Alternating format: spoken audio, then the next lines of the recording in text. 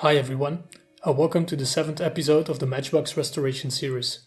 In this episode I'll be restoring the 35A Marshall Horse Box MK7. The 35A model was introduced in 1957. It came with a lot of different wheel types, but had only one casting variation that was probably just the result of an unrepaired imperfection of the die.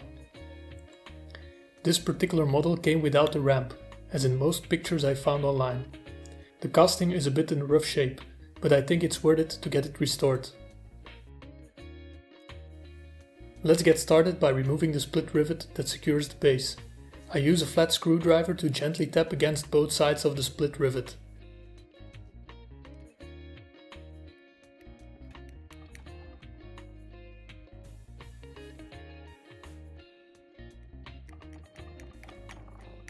That is usually enough for the base to come off.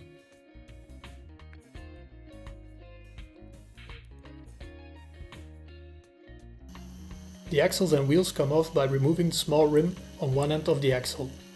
I have to avoid touching the sides of the wheels so that they come off undamaged.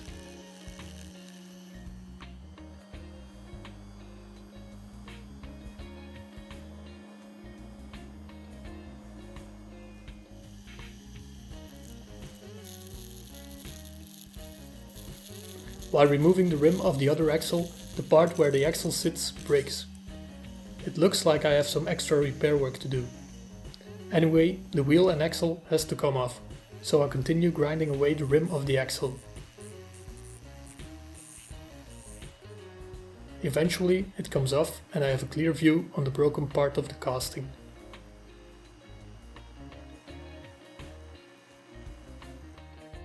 I use my trusted method of sanding the axles with my drill and a piece of emery paper.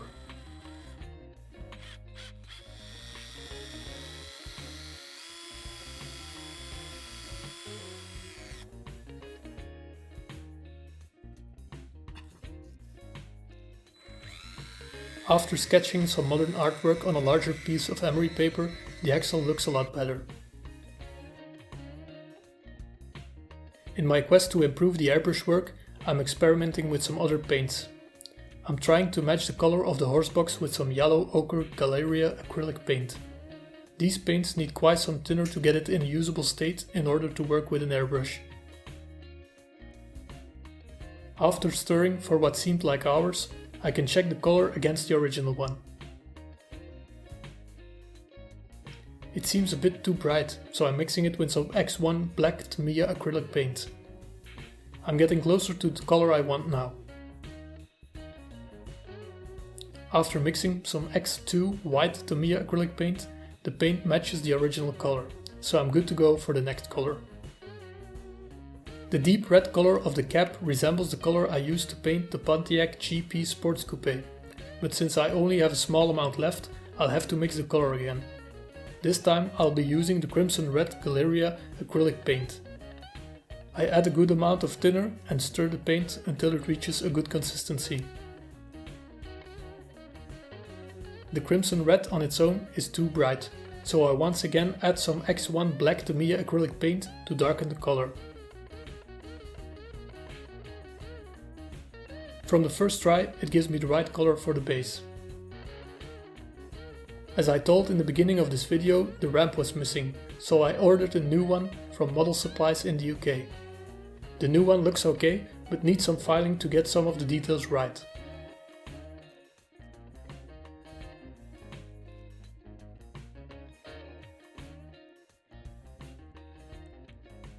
Always apply a small amount of pressure when filing.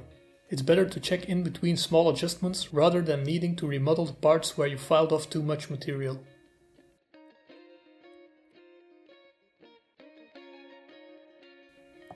After the filing is done, it's time to strip the paint from the model. I apply some thick layers of paint stripper with a big paintbrush. By the time I have applied it on both parts, I can already see how good the paint stripper will do its job. By the looks of it, this one might need a couple courses of applying paint stripper.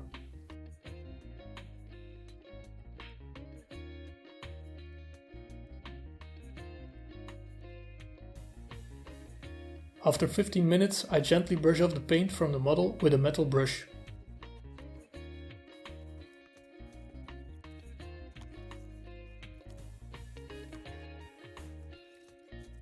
It's interesting to see that the red color comes off easier than the light brown of the horse box.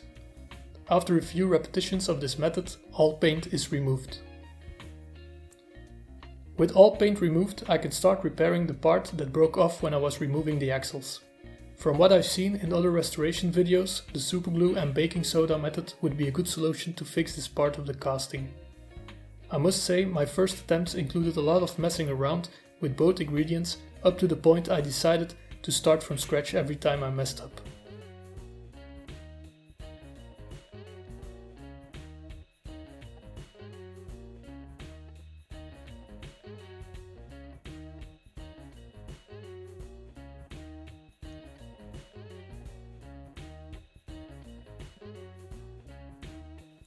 After a couple of tries, I get a decent solid part to work with. With some careful filing and sanding, I get the part in the shape I want.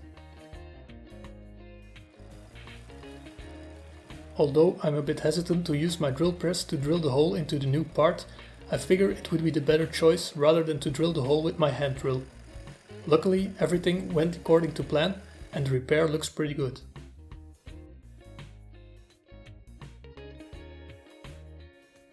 When putting all the parts together after stripping and repairing, the horse box is getting back into shape.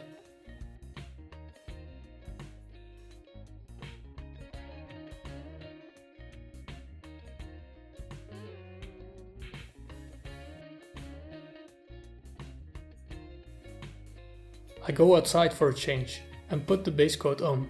I'm using the white Tamiya surface primer for the base to get a nice and deep red color. I do the same for the horse box. The Tamiya primers always shrink around the casting when drying, so although I try to avoid using too much primer, it's very forgiving when drying.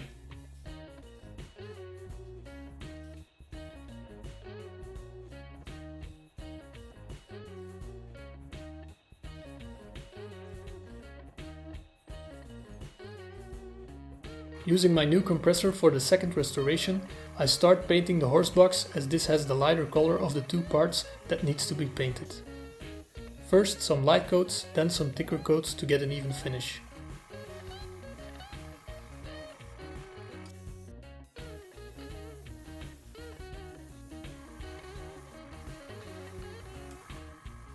The base gets the same treatment, although the color turns out to be much brighter than expected, so the paint needed some extra black to get the color I want.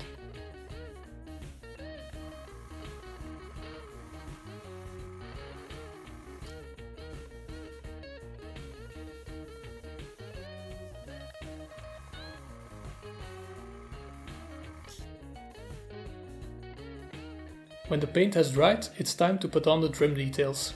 Again, it's my goal to get the original trim back onto the model. One of my subscribers suggested using a silver colored paint instead of the chrome I used in my previous restorations. For this restoration, I'm using Silver Vallejo model color. I'm showing the process at 4 times the normal speed to show you how long it takes me to apply the trim details.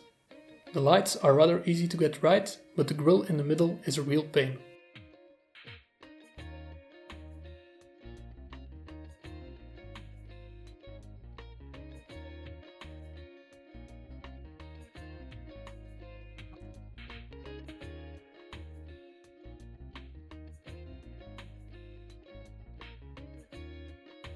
This paint seems to have another consistency than the Tamiya paint I was using before, so I need to change my approach when applying the fine details. The hardest part is to use enough paint to cover the underlying color, but not too much so that the details get flooded with paint.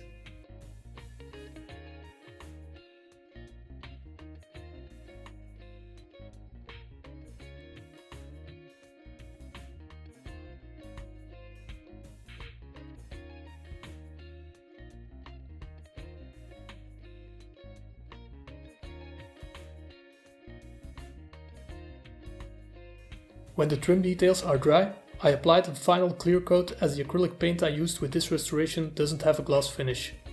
Next, I'll fit the wheels and axles back on the base with my drill press. I used 2 custom-made tools to create a small lip on one end of the axle while retaining the other axle end in its original condition. The tools are easy to make. Just drill a small piece out of a big nail with a 2mm drill bit for one side and a 4mm drill bit for the other side. Using the drill press together with these tools gives a result similar of how these axles came from the factory.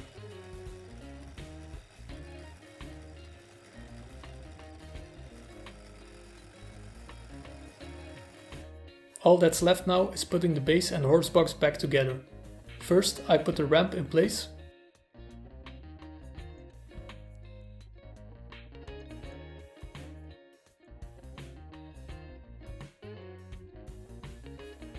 And then I secure the base onto the horse box with a small lip on the rear.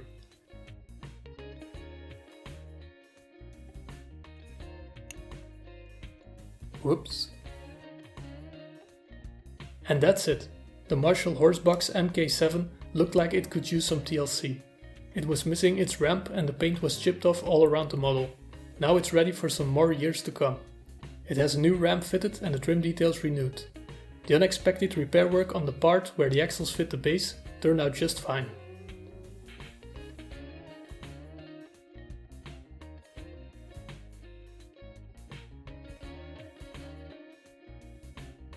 Please let me know what you think and hit the subscribe button to get notified when I'm uploading a new video.